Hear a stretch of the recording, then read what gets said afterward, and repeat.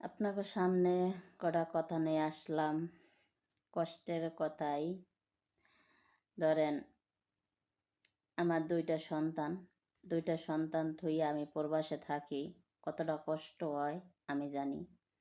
কোন মায় চায় না সন্তান বুকে নইয়া ঘুমাই, কিন্তু আমি পারলাম না বুকে নইয়া সন্তান ঘুমাইতে।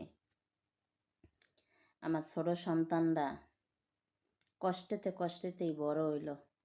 আমার দুইটা সন্তান আমার জামাইয়ের একটা ভুলের কারণে। এটা আমরা 4টা মানুষই শাস্তি পেলাম, আমার দুইটা সন্তান, আমার স্বামী, আমি। তা প্রবাসের মাটিতে তাইয়া কষ্ট করতাছি। তা আল্লাহর কাছে কই যেন আল্লাহ, আমি সহ্য করছি, তুমি আল্লাহ সহ্য করো না। আমার এই পুত দুইটা আমি বুকেতন ফালাইয়া প্রবাসের মাটিতে আমি একা একা থাকি। আমার কতটা কষ্ট হয় আমি জানি।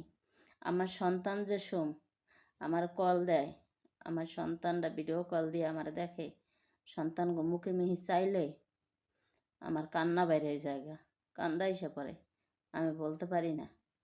আমার সন্তান আমি জিগে, মা তোমার কি আমার লিগা মায়া লাগে? কয় লাগে।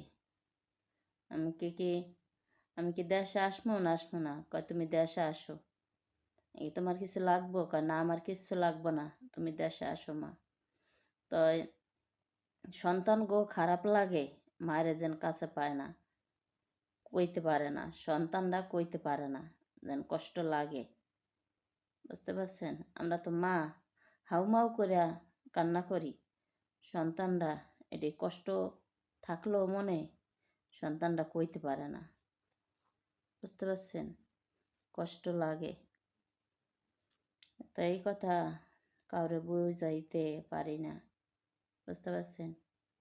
কি আর কমু।